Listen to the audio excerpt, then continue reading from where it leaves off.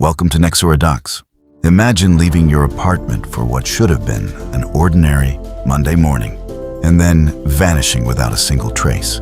No screams, no witnesses, no ransom call. Just 2 days later, your car is found abandoned, and the only person seen on security footage has their face hidden in the most unbelievable way imaginable. Coincidence, or something far more disturbing? For nearly 2 decades, investigators, journalists, and millions of Americans have asked the same question. What really happened to Jennifer Kesse?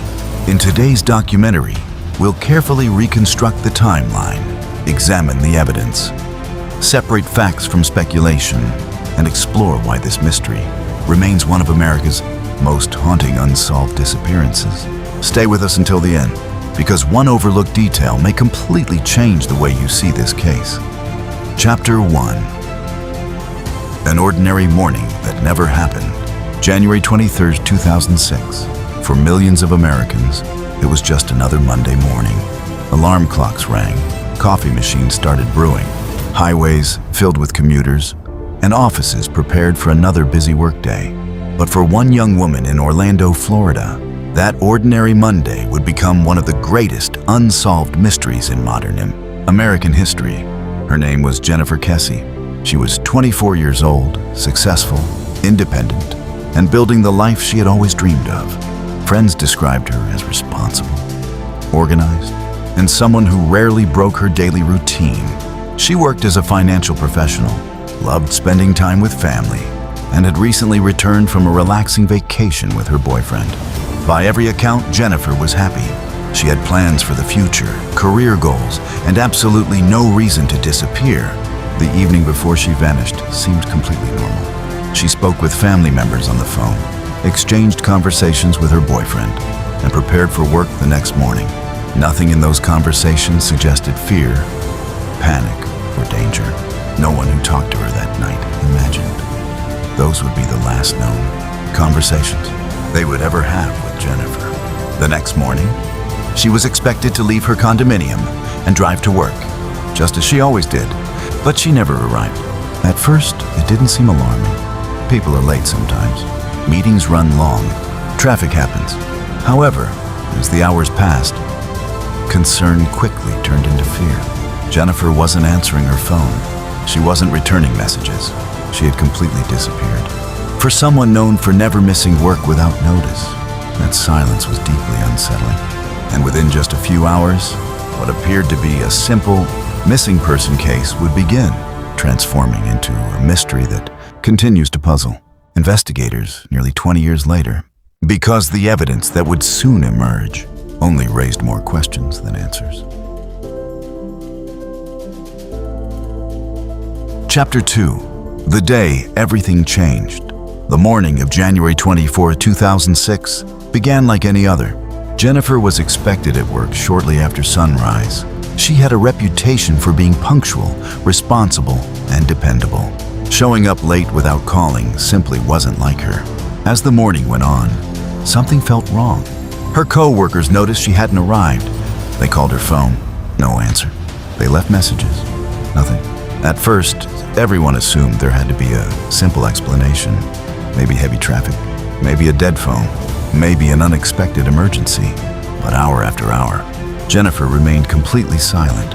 Her family immediately sensed that this wasn't normal. They knew Jennifer well. She always kept in touch, especially with the people closest to her. Even if she were running late, she would have called. That call never came. When relatives arrived at her condominium, the scene was strangely ordinary, yet deeply unsettling. There were no obvious signs of a struggle. Nothing appeared violently damaged. No broken windows, no forced entry. It looked as if Jennifer had simply walked out the door for work and somehow vanished into thin air. Then investigators discovered something even more disturbing. Her car, the one she should have driven to work that morning, was gone. That single detail changed everything. If Jennifer had left for work, where had she gone? If someone had taken her, who was driving her car? Those questions triggered a massive search. Police began interviewing neighbors, co-workers, friends, and anyone who might have crossed Jennifer's path. Every phone record, every possible witness, every small detail was examined. But despite the growing investigation, there was still no sign of Jennifer. No confirmed sightings, no communication, no clear evidence explaining what had happened. And then, nearly 2 days later, the investigation took a shocking turn.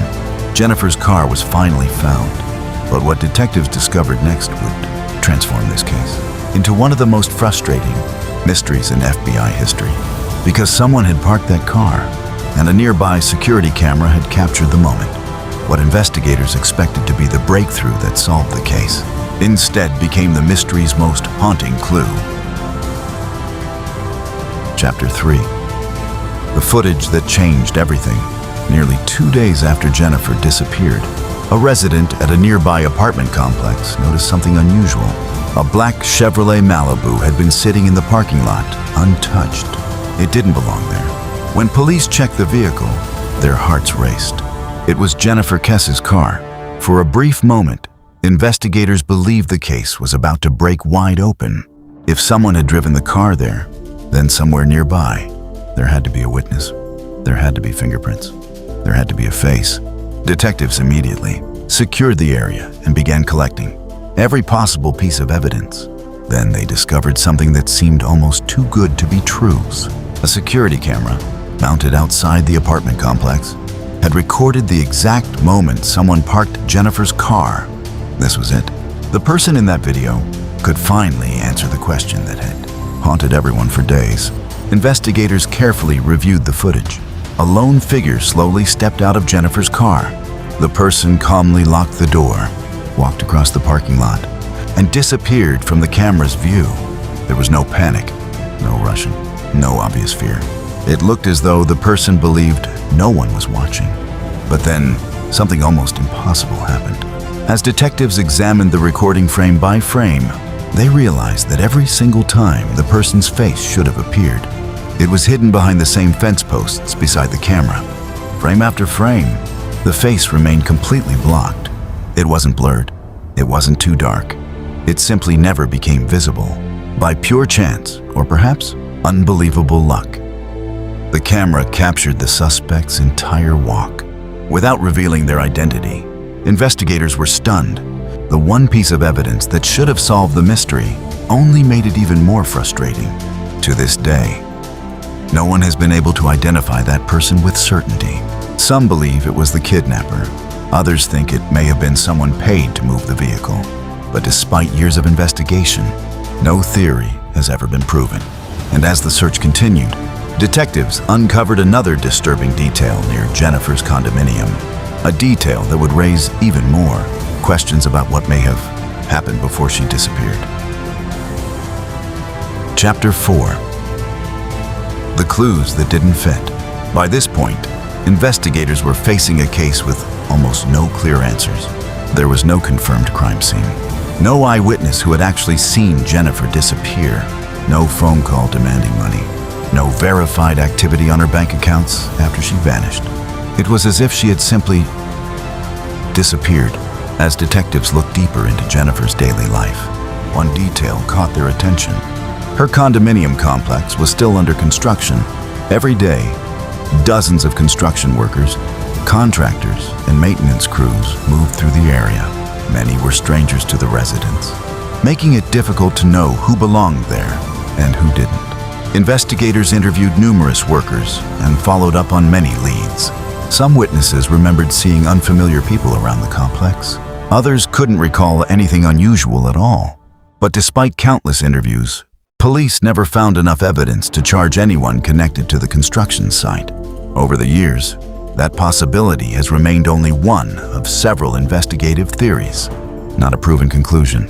Meanwhile, forensic teams searched Jennifer's car for answers. They examined fingerprints, collected DNA samples, looked for fibers, hair, and any trace that could reveal who had driven the vehicle. Some evidence was recovered, but none of it was enough to identify a suspect with certainty. Each new clue seemed to create another question. Why was Jennifer's car left less than a mile from her home? Why would someone risk parking it in a public place? Was the location carefully chosen, or was it simply the first place the driver found? Even experienced investigators couldn't agree. Then another troubling realization emerged. Whoever was responsible appeared to know exactly how to leave behind almost nothing. No confession, no verified witness, no undeniable physical evidence, just silence.